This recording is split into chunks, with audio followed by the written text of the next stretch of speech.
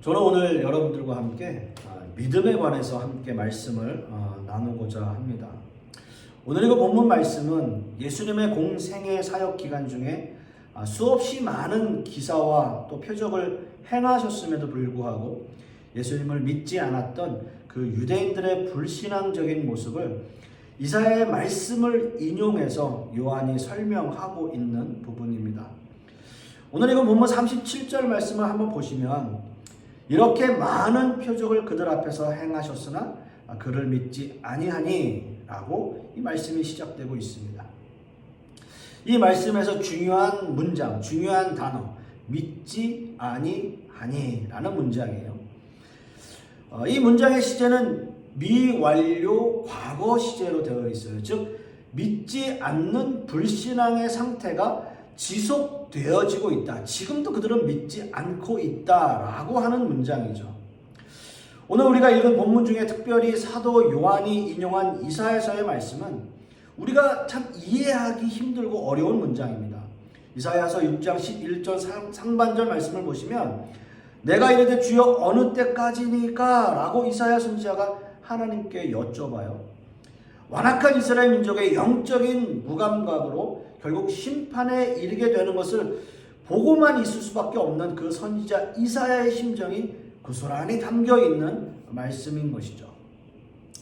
그렇다면 오늘 읽은 이 본문의 말씀으로 돌아와서 사도 요한이 이사야의 말씀을 인용한 그 목적이 무엇인가 생각하게 됩니다. 어차피 그들은 믿지 않는 존재이고 어차피 멸망받을 수밖에 없는 존재라는 것을 그저 다시 한번 확인하기 위해서 사도 요한이 이 말씀을 인용한 것일까요? 그런데 오늘 읽은 본문의 42절 말씀에는 관리 중에도 그를 믿는 자가 많대라는 말씀도 쓰여져 있어요. 어떻게 보면 정말 헷갈릴 수밖에 없는, 이해할 수 없는 그런 문장인 거죠. 서두에서는 분명히 많은 표적을 보고도 그들이 믿지 않고 있다라고 쓰여져 있는데 또 약간 후반절 말씀들을 보면은 관리 중에는 예수님을 믿는 사람들이 또 많아졌다라는 말씀을 하고 있기 때문입니다. 그들은 과연 믿었다는 것일까요? 아니면 믿지 않았다라는 것일까요? 그렇다면 과연 믿음이란 무엇이냐라는 거죠. 믿음을 가질 수 있는 것일까요? 아니면 믿음을 가질 수 없다라는 말씀일까요? 믿음을 가질 수 없다면 우리는 지금 어떻게 믿고 있는 걸까요? 오늘 말씀을 통해서 믿음에 관해서 한번 말씀의 은혜를 나눠보길 원하는데 두 가지의 주제를 함께 나누기를 원합니다. 첫째로 믿음이라고 하는 것은 철저한 자기 부인에서부터 시작된다라는 거예요. 오늘 우리가 함께 읽은 본문 말씀 39절과 40절 말씀을 다시 한번 보시면 그들이 능히 믿지 못한 것은 이 때문이니 곧 이사야가 다시 일렀으되 그들의 눈을 멀게 하시고 그들의 마음을 완고하게 하셨으니 이는 그들로 하여금 눈으로 보고 마음으로 깨닫고 돌이켜 내게 고침을 받지 못하게 하려 함이라 하였음이더라 라고 말씀하고 있습니다. 오늘 읽은 이 본문은 사도 요한이 이사야서 6장 9절과 10절의 말씀을 인용한 말씀입니다. 수없이 많은 예수님의 표적을 보고도 믿지 못하는 백성들을 향해서 그들의 모습이 너무나 당연하다, 그들이 믿지 않는 건 너무나 당연하다 라고 이사야 말씀을 통해서 인용하는 거예요. 여러분, 이사야서 6장은 이사야 선지자가 소명을 감당하는 또 사명을 증거하는 장이에요. 그 장면에서 이사야 선지자는 내가 여기 있나이다 나를 보내소서라는 고백을 하나님 앞에 하게 됩니다. 그런데 하나님께서 이사야 선지자에게 맡긴 사역은 성공적이고 희망적인 사역이 아니라 오히려 실패가 예정되어져 있는, 실패가 결정되어져 있는 사역을 그에게 감당시키고 있습니다. 실패가 결정된 사역. 그 사역은 결국 백성에게 멸망을 선포하는 사역을 의미하는 거예요. 이스라엘 민족은 그들의 죄악으로 말미암아 결국 나라가 멸망하게 되는 결과를 초래하게 됩니다. 이사야 선지자보다 조금 뒤에 활동했던 예레미야 선지자 또한 그 사역 기간 중에 남유다마저 멸망하는 모습을 지켜본 선지자예요. 여러분 한번 생각해 보세요. 그 마음이 얼마나 아팠을까요? 그렇기 때문에 예레미야 선지자는 눈물의 선지자라는 그런 별칭을 얻기도 합니다. 민족을 향해서 멸망을 선포할 수밖에 없는 그 선지자들의 마음은 우리가 이루 말로 표현할 수 없는 거죠. 그럼에도 불구하고 그런 상황 속에 있다 하더라도 그 예언의 선포를 할 수밖에 없는 그 선지자들의 마음, 그 상황들, 우리는 이 말씀을 통해서 그 감정들을 생각해 봅니다. 그렇다면 이렇게 실패가 결정된 이 사역을 하나님이 시키시는 이유는 과연 뭘까요? 어차피 그들이 멸망받을 수밖에 없는 것이라면 구원을 선포한다고 하더라도 소용없는 것 아닐까요? 멸망이 예정되어져 있는 것, 하나님의 구원의 방법은 어떤 의미에서 보면 죄악된 모습을 완전히 버려야 되기 때문에, 완전한 죽음을 그들은 의미하고 있기 때문에, 그리고 그 이후에야 하나님의 전적인 은혜와 구원이 선포된다고 하는 그 말씀을 의미하는 거예요. 이스라엘 민족이 멸망당해야, 이스라엘 민족이 그들의 죄 가운데서 완전히 멸망당해야 그들은 그 죄악된 모습 속에서 하나님의 구원의 약속을 받을 수 있다는 겁니다. 완전한 멸망 이후에 그들은 하나님의 은혜를 경험하게 될 거예요. 여러분, 이게 어떤 의미에서는 되게 야속하게 들려지지만 이것이 결국 하나님의 방법이라는 거죠. 이사야서 6장 13절 말씀을 보시면 그 중에 10분의 1이 아직 남아 있을지라도 이것도 황폐하게 될 것이나 밤나무와 상수리나무가 배임을 당하여도 그 그루터기는 남아있는 것 같이 거룩한 씨가 이 땅의 그루터기니라 하시더라 라는 이 말씀을 예언하고 있습니다. 이스라엘 민족이 구원받을 수 있는 오직 한 가지 방법은 바로 신실한 자들을 하나님께서 구원하신다는 그 남은 자들을 하나님께서는 지키신다는 약속이에요. 비록 민족의 멸망으로 슬픔과 고난의 세월을 보냈지만 택하신 하나님의 백성을 다시 회복하신다는 그 하나님의 신실한 약속, 그 약속이 바로 구원이라는 겁니다. 그렇다면 사도 요한이 이사야의 말씀을 기록한 의도, 그 말씀을 인용한 의도는 너무나 분명하죠. 바로 모든 인간의 존재를 다시 인식시켜주고 예수 그리스도로 인한 구원의 약속을 지금 말씀하고 있는 거죠. 40절의 말씀을 다시 한번 보시면 눈으로 보고 마음으로 깨닫고 돌이켜 내게 고침을 받지 못하게 하려 함이라 라는 이 말씀이 우리가 읽은 본문 중에 가장 난해한 구절 아닐까요? 이 말씀의 의미가 멸망이 예정되어 있는 이스라엘 민족처럼 우리 역시 멸망이 선포되어진 존재라는 것을 인식시켜주고 있는 말씀이에요. 그 말씀에 키가 있어요. 그 말씀을 읽고 나서 바로 다음 절 말씀을 보시면 이렇게 말씀합니다. 이사야가 이렇게 말한 것은 주의 영광을 보고 주를 가리켜 말한 것이라 라고 말씀하고 있어요. 즉 이사야의 예언의 말씀들이 모두 예수 그리스도의 영광을 보고 말한 것이다 라는 거예요. 오늘 본문에서 중요한 것은 하나님이 우리를 보지 못하고 깨닫지 못하게 우리를 고쳐주지 않는다는 것에 그 말씀에 초점이 있지 않습니다. 우리의 죄악된 모습은 멸망당할 수밖에 없는 모습이지만 하나님께서는 그 완전히 멸망받는 그 존재에서 하나님께서 구원의 존재로 다시 우리를 구원하신다라는 말씀이에요. 그래서 이사야서 말씀을 인용하면서 주의 영광을 보고 주를 가리켜 말한 것이다 라고 하는 거죠. 그렇습니다, 여러분. 우리가 하나님 앞에 은혜 받고 구원 받을 수 있는 유일한 길은, 믿음이라고 하는 것은 우리의 존재에 대한 확실한 인식이에요. 여러분, 인간은 그냥 내버려 두는 대로 죄를 질 수밖에 없는 그러한 존재들입니다. 그러나 그런 인간들을 그냥 내버려 두지 않으시고 하나님께서 우리를 구원하시고 하나님께서 우리에게 은혜를 주시고 하나님께서 우리의 참 아버지가 되셨다라고 하는 것을 의미하고 있습니다. 그렇습니다. 믿음이라고 하는 것은 우리의 존재에 대한 확실한 인식이 필요합니다.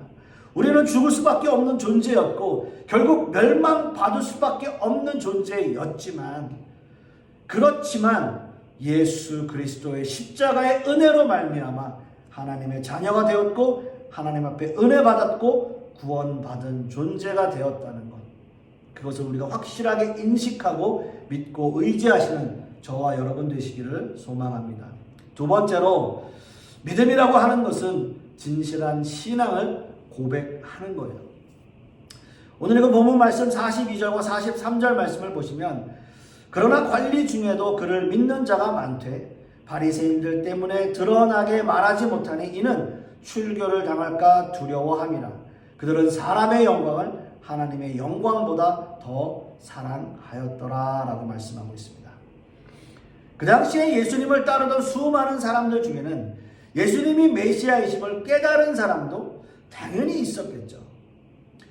예를 들자면 니고데모나 아리마대 요셉 같은 사람들은 처음에는 예수님에 대해서 궁금해서 예수님을 찾아왔지만 결국 예수님을 따르게 되는, 또 믿음을 가지게 되는 사람들로 변화되어졌어요. 예수님이 누구신지 올바르게 인식이 되어진 사람들은 이렇게 예수님의 제자가 되었습니다. 그러나 이렇게 표면적으로는 예수님을 믿는 것처럼 보이지만 예수님을 나의 구주로 영접하고 고백하는 일은 그렇게 쉬운 일은 아닙니다.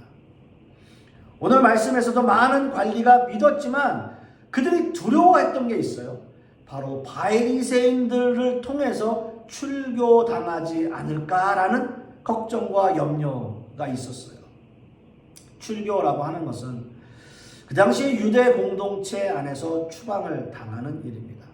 그리고 유대인과의 매매나 식사조차 할 수 없고 모든 사회 활동이 차단되어지는, 어떻게 보면 사회적으로 사형 선고나 마찬가지의 판결이라고 볼 수 있습니다.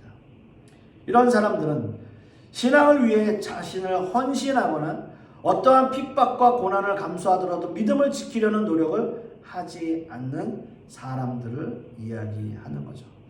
어떤 의미에서 지금 이 시대로 이야기하면 교회와 세상 가운데 한 발씩 걸치고 있는 그러한 모습이라고 볼 수 있습니다. 로마서 10장 9절 10절 말씀을 보시면, 네가 만일 내 입으로 예수를 주로 시인하며 또 하나님께서 그를 죽은 자 가운데서 살리신 것을 내 마음에 믿으면 구원을 받으리라. 사람이 마음으로 믿어 의에 이르고 입으로 시인하여 구원에 이르느니라 라고 말씀하고 있죠. 이 말씀에서 굳이 마음과 입으로 시인하는 문제를 나눌 필요는 없어요. 두 가지 다 마음과 입으로 시인하는 문제는 인간의 완전한 중심에서부터 우러나오는 문제이기 때문입니다. 마음으로 믿어 입으로 시인하게 되고 입으로 시인되어야 마음에 확신이 생기게 되는 거죠. 특별히 믿음을 시인하는 일이 우리의 삶과 인생에 어떠한 불이익이 온다면 우리는 그 고백에 대해서 더 절실하게 고민하게 되죠. 오늘 본문에서 관원들이 무서워했던 출교당하는 일들은 믿음의 고백을 하기 힘들 정도로 어려운 문제였습니다. 당장 현실적인 어려움이 닥치는 일이었다라고 하는 거죠. 사랑하는 성도 여러분, 믿음이라는 것이 과연 무엇일까요? 신앙이라고 하는 것이 과연 무엇일까요? 믿음의 고백을 하는 신앙이라는 것 결코 쉬운 일이 아닙니다. 많은 관리들이 바리새인들 때문에 드러나지 않게 말했던 것처럼 세상에서는 기독교인임을 숨기며 사는 사람들도 참 많습니다. 진실한 믿음의 고백을 하기 위해서는 우리의 삶이 하나님께 완전히 붙들려 있어야 돼요. 우리는 우리 안에 성령으로 완전히 사로잡히게 되면 우리 안에 있는 세상의 걱정과 염려, 불신이 언제든지 튀어나오게 됩니다. 하나님 앞에 붙들려 있지 않으면 그럴 수밖에 없어요. 이런 삶은 언제든지 세상적인 어려움이 다가오면 믿음의 갈등이 오게 돼요. 그리고 진실한 믿음의 고백을 할 수 없게 됩니다. 그러나 우리 안에 성령으로 꽉 차 있고요, 하나님의 은혜와 사랑으로 우리 안에 꽉 차여져 있으면 우리의 삶을 하나님께 맡기고 모든 것을 하나님께 의지하며 살 수 있어요. 그리고 어떤 환경과 어려움과 힘든 고난이 우리에게 닥쳐온다 할지라도 이겨낼 수 있는 힘과 용기와 믿음이 우리에게 생기게 되는 거예요. 내 힘과 내 능력이 아니라 하나님께서 우리에게 주신다는 거예요. 하나님께서 우리와 함께 하신다는 거예요. 그래서 우리는 고백을 하게 돼요. 신앙의 고백을 하게 되고 믿음의 고백을 하게 되는 그 경지에까지, 그 신앙의 경지에까지 이르게 되는 것입니다. 여러분, 진심을 담아 고백하는 일이 결코 쉬운 일은 아니지만 그 고백을 할 수 있는, 그 믿음의 고백을 할 수 있는 저와 여러분들이 되실 수 있기를 소망합니다. 우리는 참 힘들고 어려운 세상 가운데 살아가고 있습니다. 우리가 믿음을 고백하고 우리의 신앙을 고백하는 것이 결코 쉬운 일이 아니라는 것 목회자인 저 역시도 잘 알고 있습니다. 그러나 하나님께 모든 삶을 의지하고 우리의 상황들을 하나님께 맡기고 우리가 믿음 가운데로 나아가고 성령의 충만함을 받는다면 우리의 신앙 고백은 진실한 고백이 될 것이고요. 그 신앙 고백은 우리의 믿음의 고백이 되어지며 우리는 한층 더 성숙한 신앙의 모습으로, 그러한 신앙인의 모습으로 살아가게 될 것입니다. 이러한 믿음을 갖고, 이러한 신앙을 갖고, 이러한 믿음의 고백을 하는 저와 여러분들이 되실 수 있기를 간절히 소망하겠습니다. 기도하겠습니다. 아버지 하나님, 감사합니다. 오늘 말씀을 통해서 우리가 믿음이 무엇인지 말씀을 함께 나누었습니다. 진실한 믿음의 고백을 하게 하여 주시옵시고 우리의 마음이, 우리의 모든 영혼이 믿음으로, 하나님의 은혜로, 하나님의 구원으로 꽉 차여져 있는 그러한 진실한 신앙인의 모습으로 살아갈 수 있도록 주님께서 역사하여 주시옵소서. 이 모든 말씀 우리 주 예수 그리스도의 이름으로 기도하옵고 이제는 우리 주 예수 그리스도의 은혜와 아버지 하나님의 극진하신 사랑과 성령님의 내주 교통하심이 오늘 말씀을 통해서 믿음의 고백, 또 신앙인의 모습으로 살아가기를 소망하는 우리 하나님의 백성들 머리 위에, 그 자녀들 위에, 그 사업과 직장 위에, 그리고 우리 풍요로운 교회 위에 이제부터 영원토록 함께 있을지어다. 아멘.